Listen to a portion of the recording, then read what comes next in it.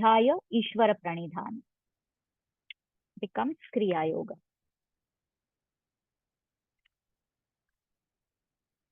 Okay, now let's come to the part which we all, most of us practice and experience, asana. So we saw the first two limbs from Bahiranga Yoga. Yama we saw, Niyama we saw. Now the third limb is asana and the fourth limb is pranayama. Now I told you Patanjali Yoga Darshan has 195 sutras, aphorisms. When we come to when we enter a yoga class, we practice asanas. And probably we know so many asanas. I'm sure if I ask you names of a few poses, those of you who practice asanas, you will easily be able to tell me 20 names. Easily, anyone can tell 20 names. And then there are so many other names. You see so many photographs with poses on Instagram and all names. But Patanjali Muni has not used a single name in 195 sutras. He has not talked about Surya Namaskar. He has not talked about Bhujangasan, Padmasan, Siddhasan, Vajrasan, Mayurasan, Shirshasan, Chakrasan, Vakrasan. No. Then why would Patanjali Rishi not talk about any asana? Does that mean asana practice is not needed? Now, those who are not practicing asanas will be very happy. See, that is why I'm not practicing asana. I know it's not needed. That's not the goal. That is what people will think. So we always think into extremes. Or those who practice asanas will think, it is one. And you only said you can start with any. So I have started with asana. So let us understand what asanas are and how asanas help. So three sutras Patanjali Muni, in three sutras he describes asanas. First sutra, Sthira Sukham Asanam. So he has used two words, Sthira, stable, Sukha, pleasurable. What is stable and pleasurable is asana. That doesn't mean, oh, I feel very stable and very happy when I'm sleeping. So Nidra Asana. No, that is not the point here. Again, we have to understand this sutra in depth. We talked about, if you remember, gunas, sattva, rajas and tamas. Prakriti is made up of three gunas. So all of us have the presence of all three gunas, sattva, rajas, tamas. Now our personalities, as they come across, or as people perceive us, or as even we ourselves perceive ourselves. We all, I'm sure, if we do the swadhyaya, that is curiously, keenly observing ourselves, we all will be able to identify a prominent guna in us. For some of us, it will be rajas, rajasic. How do you know that one is rajasic? A lot of activity. That person needs a lot of activity. Physical activity, mental activity, always moving. So this person would like gym kind of a workout or some active stimulation. All the time needs stimulation and needs to just do something. Doing is what they like. I want to do. Don't just ask me to sit. No, I can't do that. Rajasic. Then tamasic, lethargy, physical also, mental also. Doesn't really want any kind of change as such. As far as possible, don't give me any change. Let this continue like this only. And then some people are sattvic. Sattvic means they're at peace.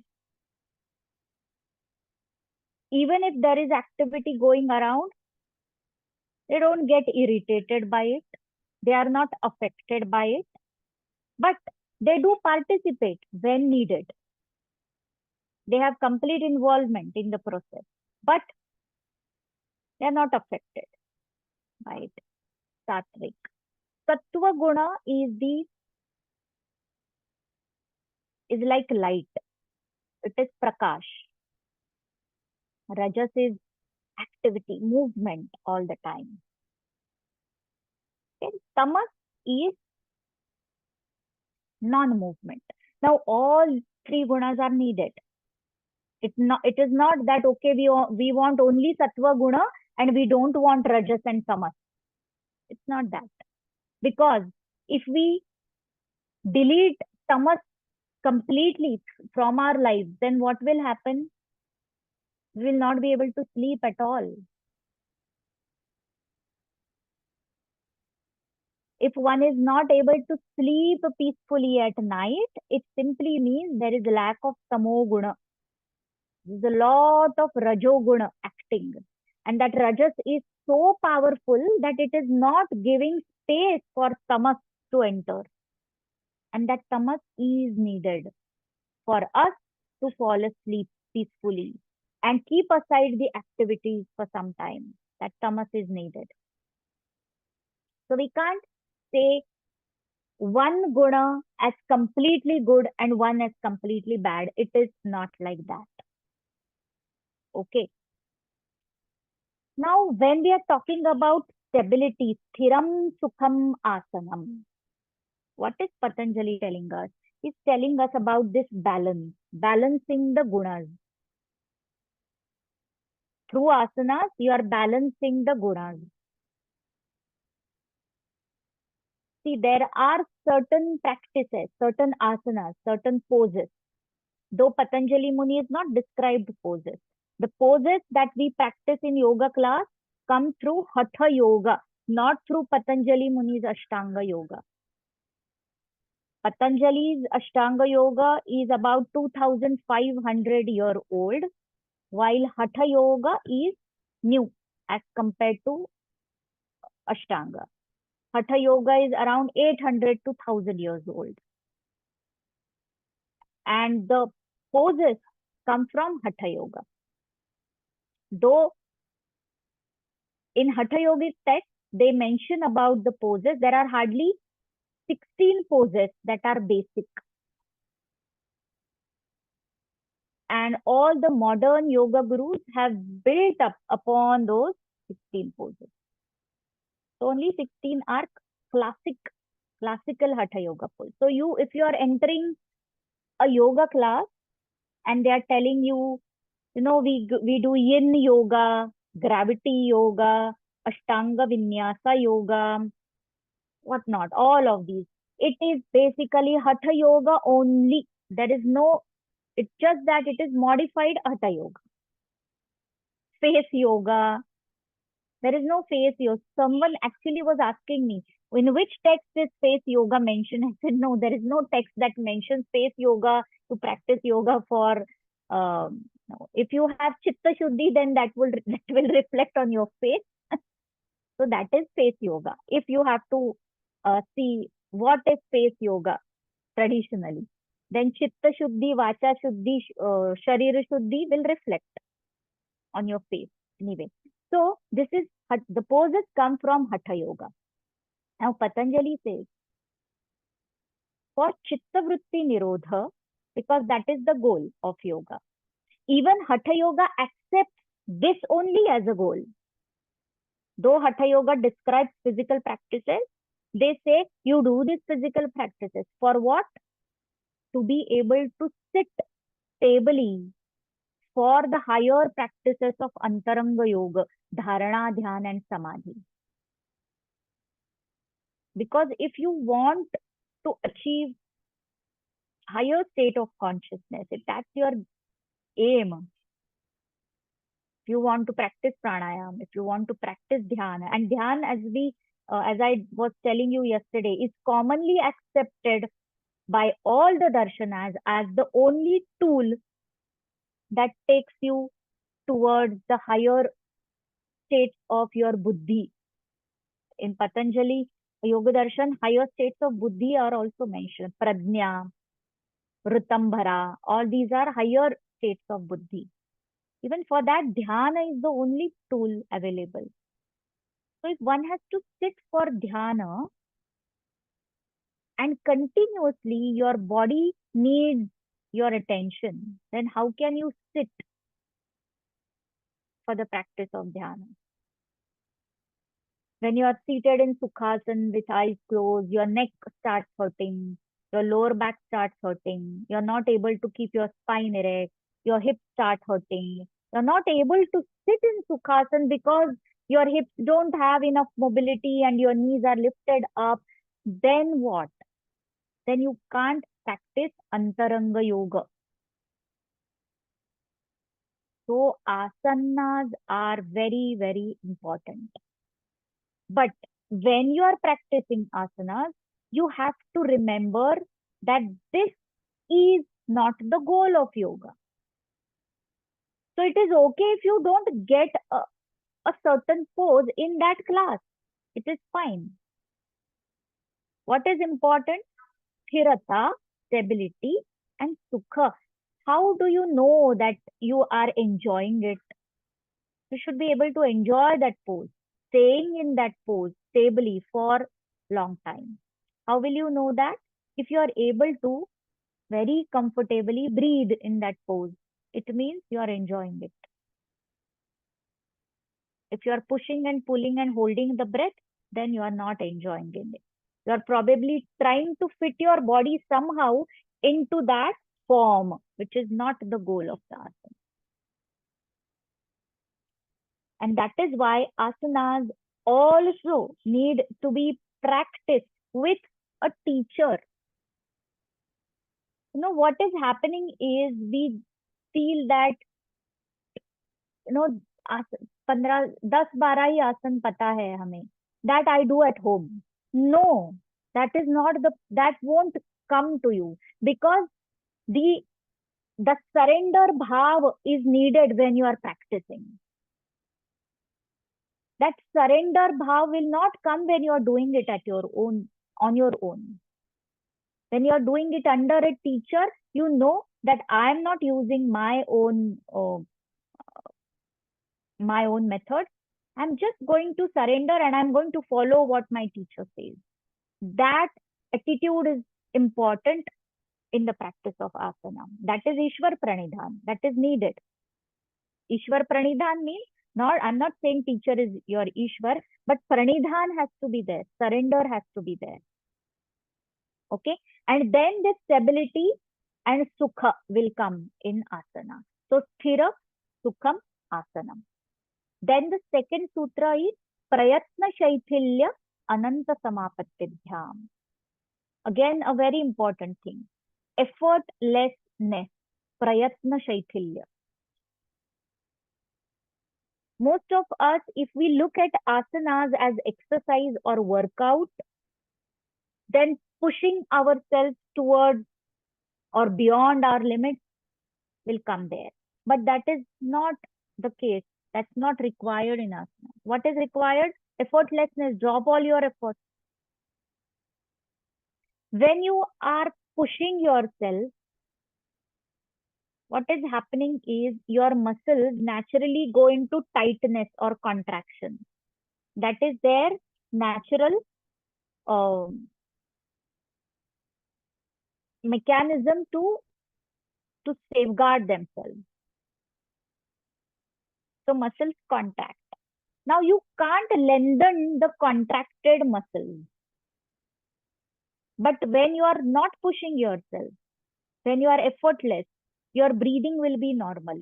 And when you are effortless, your muscles are not shortened already. Your muscles have their normal length, and from there you can lengthen. If we start pushing ourselves into poses, then we will find that we are not reaching the pose where we have to reach. But the moment you drop the efforts, you will start understanding that the poses have started coming to you. So, prayatna shaikilya. Ananta samapatti. Samapatti means samadhi, and ananta samapatti means you focus on infinite while you practice asana. What does that mean? For us, right now, we can simply understand that we focus on breathing. Because breathing is anahatanad. It's unobstructed sound. That is a divine sound. Ananta, infinite. We focus on breathing. Tato dvandvan abhighatah.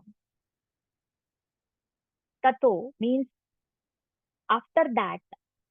Abhighata means it is not perceived or it disappears. What disappears or what is not perceived? Dvandva. Duality is not perceived. Whenever there are two, or whenever there is two, there is stress.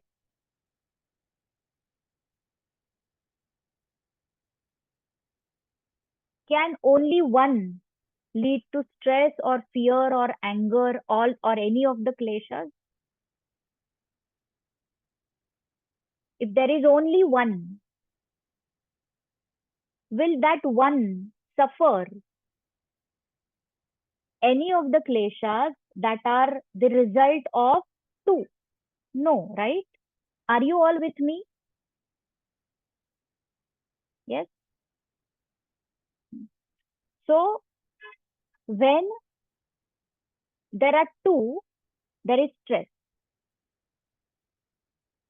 So for example, in asanas, if you're trying to do a forward bend, you're standing, and from standing, you're trying to go into a forward bend, and you're trying to touch your toes with your fingers. So what is happening? The gravity, the force of gravity is pulling you down. Correct? But your back is pulling you up towards the ceiling. That's because it is not used to rounding and going down. So what is happening here? Two forces are acting at the same time. One is pulling you up, the other is pulling you down. What will happen? Stress. Correct? There will be stress created and discomfort in the pose, in the body. And then we see, or I'm sure we must have experienced, we keep going down like this. We keep pulsing. That is what? That is duality, two forces. But when you surrender only to one force, which is naturally acting, that is the force of gravity, you drop the resistance. That muscle contraction is coming and the back is pulling you up because your muscles are contracted and you're putting yourself into that pose. You're making a lot of effort to reach the big toes.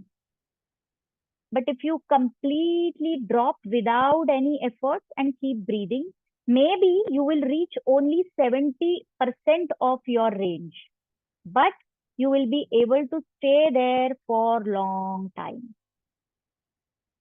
If you stay there for 30 seconds, after 30 seconds, you will see that you are naturally going down. After 10 more seconds, you will see that you are going further down. This is dvandva Dvandvan abhighatah. This is where the duality disappears. That's because effortlessly, prayatna shaitilya, you learn to stop and drop the effort. Okay. So this is about the practice of asana. Then the fourth limb is pranayam. About pranayam, again, here's